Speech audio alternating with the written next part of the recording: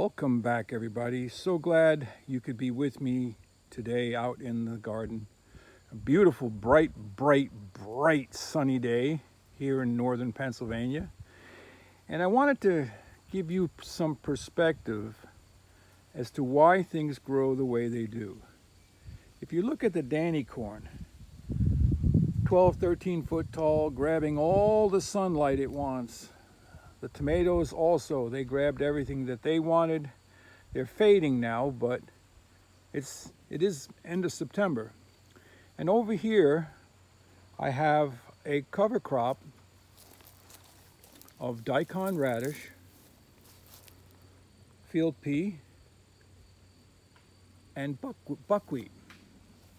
So the potatoes were in here before. And so when I pulled them out, I sowed in the cover crop. Well, if you notice as we go this way, it's starting to get shady. All right, see how nice and tall it is there? And you see how things are getting shorter and shorter and shorter. Well, there's two reasons for that. Now, down here on this end, back in 2018, we had a washout. See, there's a bank over here. And the bank washed out in heavy rains, came down into this section here, and washed this out. So the good soil that was here got washed away. So I'm in the process of rebuilding that soil. But I also have this sycamore tree that grew here, and it's sending roots down and out, and it's casting shade, as well as the many trees up on the bank that are casting shade, which, like that sumac, has to get cut down, and a few of the oaks. So it's not always your soil.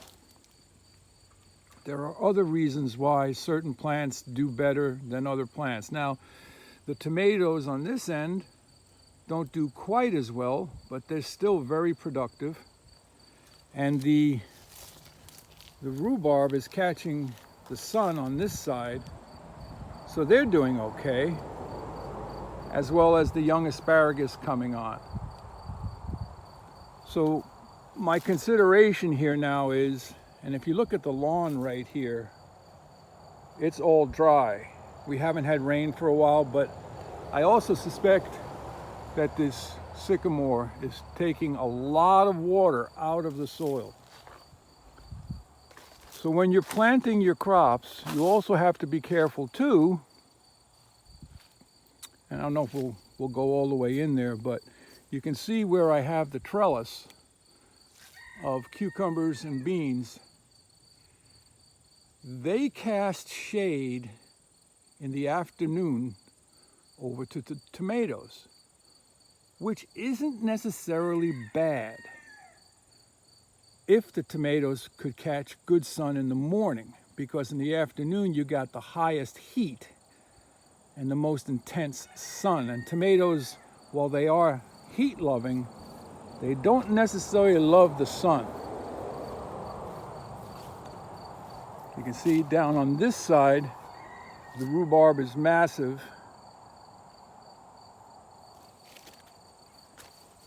And I have another tree in here. This is a northern white ash that sprouted up, and I really don't want to cut it down yet. I think what I might do is I might cut it down to where the side shoot is coming out. I'll coppice it down there and see if it sprouts back up, and then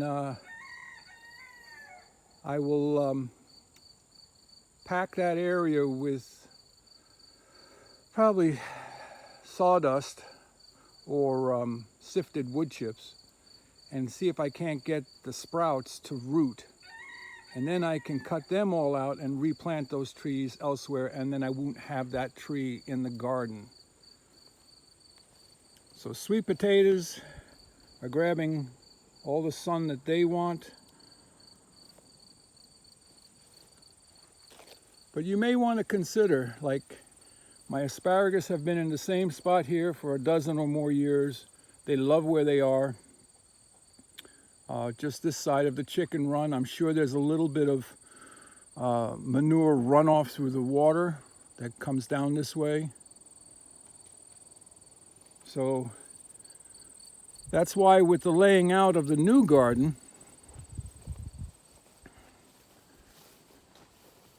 and I see something interesting on the Jerusalem artichoke. One side of this plant seems to be ceasing early, while the other side isn't. This one's not doing that. So they're about done. They're setting up their flowers, and that means that frost is right around the corner. But like I say about sunshine, so these buckwheat are about the same age as those real short ones, but these are out in the bright, bright sun. Looks like we have to start a new compost pile, laying out some new garden beds. We're going to have to cut down this buckwheat, get it covered with wood chips. And then down here, that's another small manure pile. Down here, we gotta cut these cover crops down and get that covered with wood chips. And then these are just coming on. So the frost may get them before I get time to cover them. So while shade is not a bad thing, it's a lot cooler. Certain things will grow just fine. They still have to get a certain amount of sun. So you may want to consider that when laying out your gardens.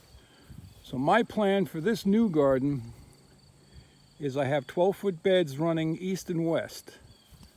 And I will keep the lower crops towards the south. And then I will go in this direction to the taller crops. It may take a few years to finish laying this out. But if I make it, I make it. If I don't, I don't. This looks like a Jerusalem artichoke that I missed when I was digging them out.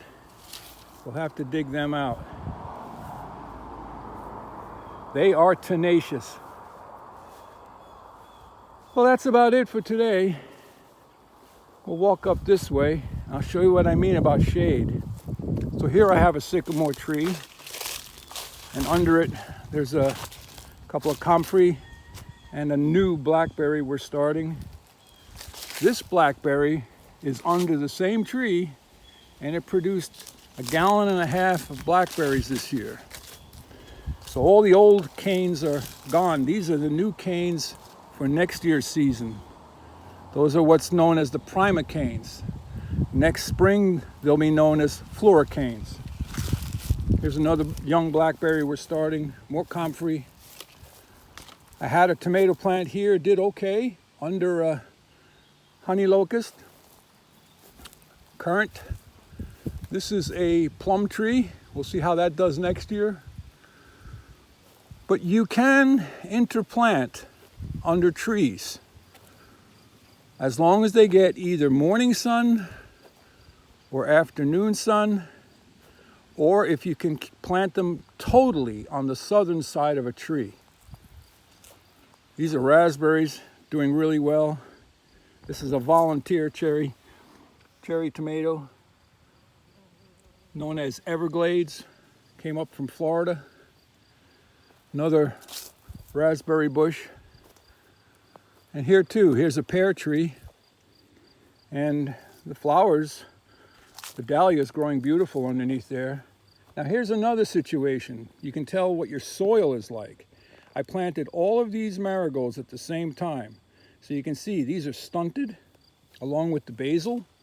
But as we walk up, you'll see they get bigger and bigger and bigger and bigger. So right now I'm leaving the basil bloom because the bees are doing their fall feeding. I don't know if you can hear them.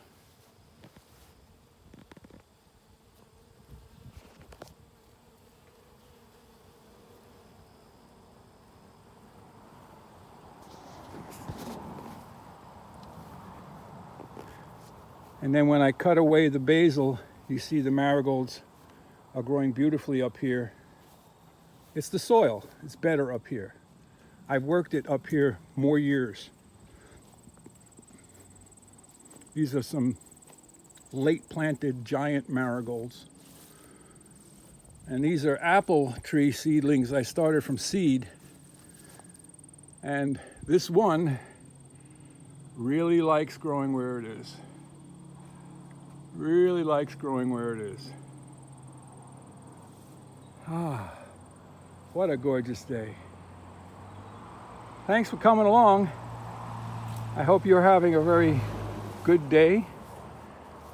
And then may you be richly blessed this day. Walter out.